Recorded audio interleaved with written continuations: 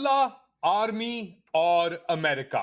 अफवाज पाकिस्तान ने एक बार फिर अपने पुराने स्लोगन को दोहराया और तीनों एक साथ फिर इसकी मदद के लिए भी पहुंचे। लेट अली शो यू के इस एपिसोड में आप सबको खुशामदीद। Do like, subscribe and share this content. जो हमारी तीन बड़ी बड़ी खबरें हैं आज, उन तीनों के अंदर अल्लाह, आर्मी और अमेरिका बहुत ही वाजे तरीके से फीचर करते हैं। पहली खबर, अमेरिका के export import bank Exim bank ने पाकिस्तान को 1.3 अरब डॉलर मिनरल्स हाइस्ट के लिए, यानी जो चोरी होने जा रही है बलूचिस्तान के अंदर रीको दीक के अंदर, इन्वेस्ट करने के लिए ऑफर कर दिए। साथ साथ पाकिस्तान के मिलिट्री आमिर और उनके कठपुतली वजीर आजम शहबाज शरीफ ने मुल्ला अलायंस से खिताब किया, बड़ा जबरदस्त सलूट भी मारा। और पाकिस्तान अब यूएन ह्यूमन राइट्स कमीशन के अंदर जा रहा है। सब ह्यूमन राइट्स को पामाल करके, औरतों के ऊपर तशद्दुद करके, आधी रात को मुजाहिरीन के ऊपर ठंडा पानी फेंक कर। लाइक, सब्सक्राइब और शेयर करना मत भूलिएगा। पहली खबर इससे शुरू करते हैं। यूएस एक्सिम फाइनेंसिंग 2 अरब डॉलर, सॉरी मैंने 1.3 अरब डॉलर कहा था, 2 अरब डॉलर रीको दीक के लिए प्रोवाइड करने के लिए जा रही है। माइनिंग इक्विपमेंट और सर्विसेज, चाइना के एक्सपोर्ट कंट्रोल्स अपनी जगह पे, मगर अमेरिका पूरी तैयारी के साथ अब आ चुका है। 1.25 अरब डॉलर जाएंगे रीको दीक क्रिटिकल मिनरल्स डेवलपमेंट। होता है ना, कभी कभार फ्रॉइडियन स्लिप हो जाती है। क्रिमिनल तो है, ये एंटरप्राइज है ही। अब रीको दीक के अंदर इतनी कंपनीज आ चुकी हैं, इतनी कंपनीज जा चुकी हैं, मगर ये मवाद अभी भी बिक रहा है। चाइना इसके ऊपर बहुत गहरी निगाह रखा होगा। इसके साथ साथ जो अमरीकी चार्ज अफेयर्स हैं पाकिस्तान के अंदर, उनका भी इसके अंदर बयानिया आ गया है, स्टेटमेंट आ गया है। सुने, अमरीकी चार्ज अफेयर्स एम्बेसडर नहीं है, वो फुल खातून है और बड़ी तैयार श्यार होके वो आई हैं और उन्होंने एक स्टेटमेंट भी दिया है इसके ऊपर। नैटली बेकर ने मैसेज उनका, पहले वो मुलाहिजा करें फिर बात को आगे बढ़ाते हैं। I'm pleased to highlight the U.S. Export-Import Bank recently approved financing of $1.25 billion to support the mining of critical minerals at Reko Diq in Pakistan. In the coming years, Exim's project financing will bring in up to $2 billion in high-quality U.S. mining equipment and services needed to build and operate the Reko Diq mine, along with creating an estimated 6,000 jobs in the U.S. and 7,500 jobs in Balochistan, Pakistan. The Reko Diq project serves as the model for mining projects that will benefit U.S. exporters as well as local Pakistani communities and partners by bringing employment and prosperity to both our nations. The Trump administration has made the forging of deals exactly like this one central to American diplomacy. We look forward to seeing further agreements between U.S. companies and their Pakistani counterparts in the critical minerals and mining sector. तो ये थी Natalie baker और ये कह रही थी कि हमारी नई कमिटमेंट है रीको दीक के अंदर एक्सिम बैंक फाइनेंसिंग की 1.2 अरब डॉलर। अब ये हाइस्ट ही है। एक तरफ तो इंडिया के अंदर अरबों डॉलर, यानी मैंने कल ही बात की थी ना कि 20 अरब डॉलर की तो इन्वेस्टमेंट वो करने जा रहा है माइक्रोसॉफ्ट, और यहां पे ये लोग आईएमएफ के थ्रू ड्रिप ड्रिप कर रहे हैं। और अब इन्होंने चोरी और डाका डालने के लिए एक बार फिर अपने फेवरेट फील्ड मार्शल आमिर को इन्होंने ऑफर किया है 1.2 अरब डॉलर रीको दीक के लिए, और कह रहे हैं कि जी ये फाइनेंसिंग गेम चेंजर होगा अमरीकी बिजनेसेस और लोकल पाकिस्तानी कम्युनिटीज। अच्छा, डोनाल्ड ट्रंप आया था और बड़ी उम्मीदें भी लगी हुई थी, सबकी लगी हुई थी।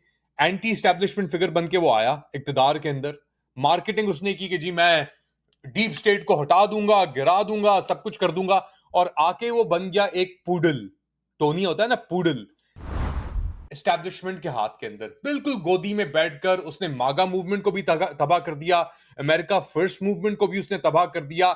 इजराइल फर्स्ट तो वो हो गया, और इजराइल फर्स्ट के साथ साथ उसने जो भी ये हटकंडे थे, जो भी ये अहलकार थे उस पूरे प्रोजेक्ट के, जैसे हमारे फील्ड मार्शल खुद, इनकी अब सपोर्ट के अंदर, और एक बेसिकली एक हाइस्ट है, एक चोरी, एक डाका है। अब इसको चाइना किस तरह देखेगा, क्योंकि चाइना के क्रिटिकल मिनरल्स भी जो हैं और जो उन्होंने एक्सपोर्ट कंट्रोल्स लगाए हैं वो इसीलिए लगाए थे कि अमेरिका इन एरियाज के अंदर मूव ना कर सके, उस चाइनीज इंफ्रास्ट्रक्चर को ना यूज कर सके जो चाइना ने दहाइयों लगाए इस्टेब्लिश करने के लिए।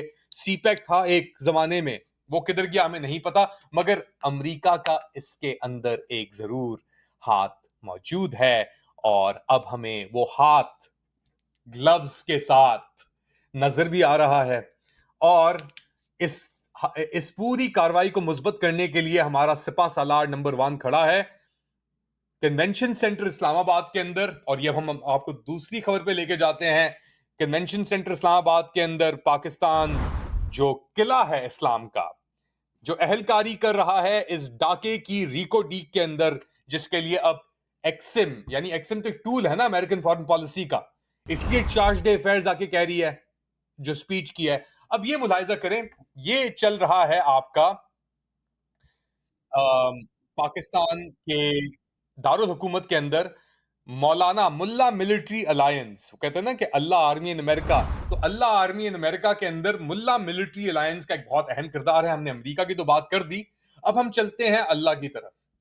अल्लाह ही बचा सकता है वैसे इस मुल्क को, अगर देखा जाए जो हालात चल रहे हैं, क्योंकि ऐसे लोग जब खड़े होंगे, जो सलूट मार रहा है अपनी मुल्ला मिलिट्री अलायंस को, ये जमा किए हैं इन्होंने सब, ये कठपुतलियां जमा की हैं इन्होंने, तो आप खुद ही देख लें अब कि इन्होंने अब एक कन्वेंशन की है दास्तान ईमान फरोशों की। ये तो है बिल्कुल, ये ईमान फरोश तो बिल्कुल हैं, और ये बेसिकली जमा हुए हैं अपनी सफेद पगड़ियों में, और ये खड़े होके पाकिस्तान का नेशनल एंथम भी सुन रहे हैं।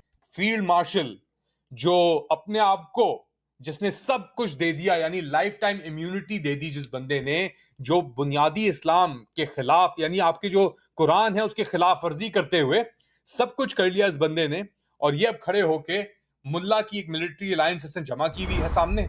अब कोई भी इंसान अपने जमीर के अंदर झांक के, एक्चुअली जमीर को तो छोड़ें, जो सिचुएशन आप देख रहे हैं इस वक्त पाकिस्तान के अंदर, कोई भी रीजनेबल शख्स इसको देखकर ये कह सकता है कि ये पाकिस्तान के मफाद के लिए है?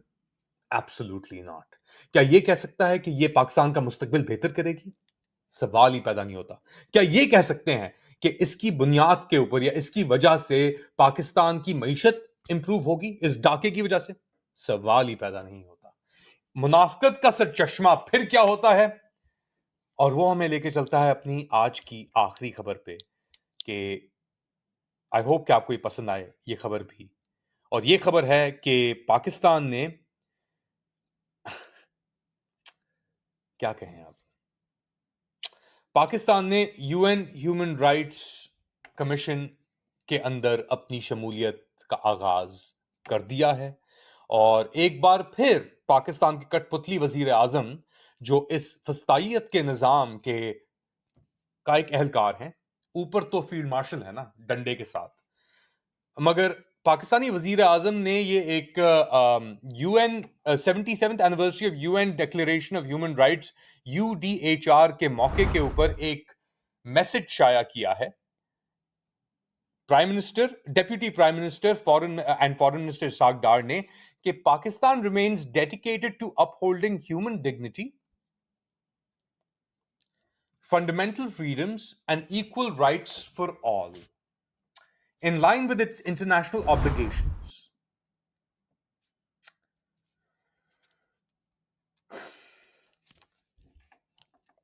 कुछ ही दिन पहले, कुछ दिन भी नहीं हुए, रात के अंधेरे में बुजुर्ग खवातीन अडियाला जेल के बाहर एक मुजाहरा कर रही थीं। हाँ सही है, वो इमरान खान की बहनें थी, अपने भाई से मिलना चाह रही थीं। उनके ऊपर वाटर कैनन इस्तेमाल किए गए ठंडी रात में, सर्द रात में, कि उनको हटाया जाए।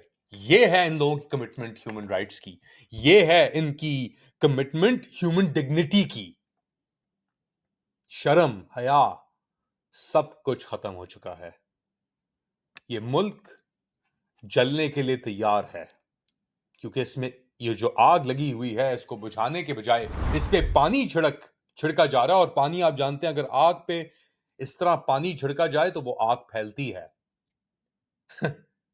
उसके लिए बहुत सारी चीजें करनी पड़ती हैं। ये पानी नहीं है, ये तेल है जो इस आग पे ये लोग झड़क रहे हैं, फेंक रहे हैं।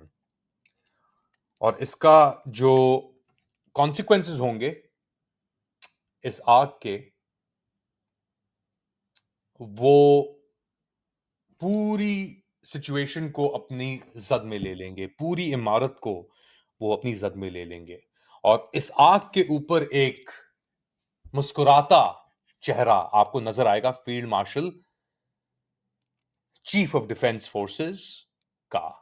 क्योंकि ये आग तो नहीं रुकती, ये आग फैलेगी और आप देखेंगे ये आग फैलेगी। और ये इस तरह फैलेगी कि पूरी जो बची कुची इमारत है, जो 71 के बाद 1971 के बाद जो बच गया था इसका मलबा, वो भी आग लगी थी ना, वो भी इन्हीं लोगों ने आग लगाई थी।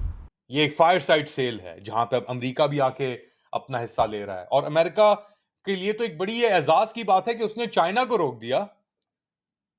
सीपेक प्रोजेक्ट, चाइना ने यहां पे आना था, सीपेक अपना ग्वादर बनाना था, वहां से उसने चैलेंज करना था अमेरिकन हेजेमनी को, अपना पूरी ऑयल रूट्स लेने थे।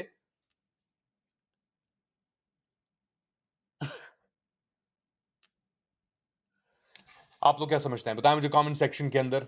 अल्लाह, आर्मी और अमेरिका, अल्लाह ही हाफिज है। क्योंकि अमेरिका और आर्मी ने तो जो गुंजाइश थी बची कुची, वो फारिग कर दी है। और इसीलिए ये आज का शो हमने शुरू किया अमेरिका से, फिर ये मुल्ला मिलिट्री अलायंस के ऊपर जो दुआएं हो रही हैं अल्लाह से, और फिर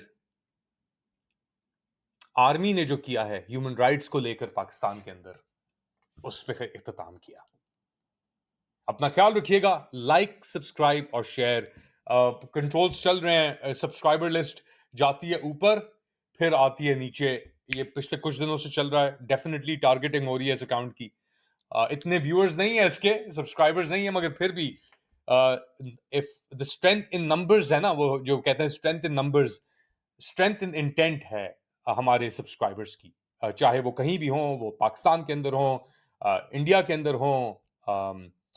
अच्छा, ज्यादातर जो हैं वो अनसब्सक्राइब भी हैं, तो प्लीज सब्सक्राइब करें इसे।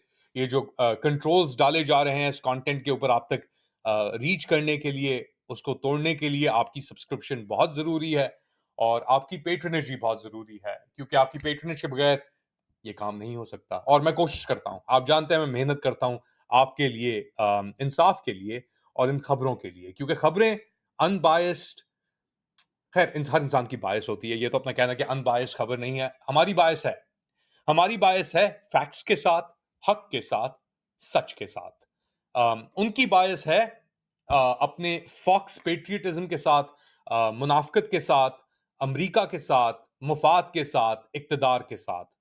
हमें ना इक्तदार का शौक है, हमें ना अमेरिका के किसी इंसान के सामने झुकने का शौक है, किसी बुत के सामने झुकने का शौक है। जो खुदा यानी दुनियावी खुदा जो बने बैठे हैं, नाउजुबिल्ला, हर का अंजाम तो एक ही होना है। जो भी रेजरेक्ट करेगा वो गिरेगा तो जरूर इवेंचुअली तो वो गिरेगा, इस पे हमारा यकीन है। इसीलिए आपकी सब्सक्रिप्शन जरूरी है और आपका टाइम बहुत अहम है। इसीलिए thank you so much, keep continue to support and ये इंडेवर जिस तरीके से भी आप कर सकते हैं। अपना ख्याल रखें, अगली बात तक।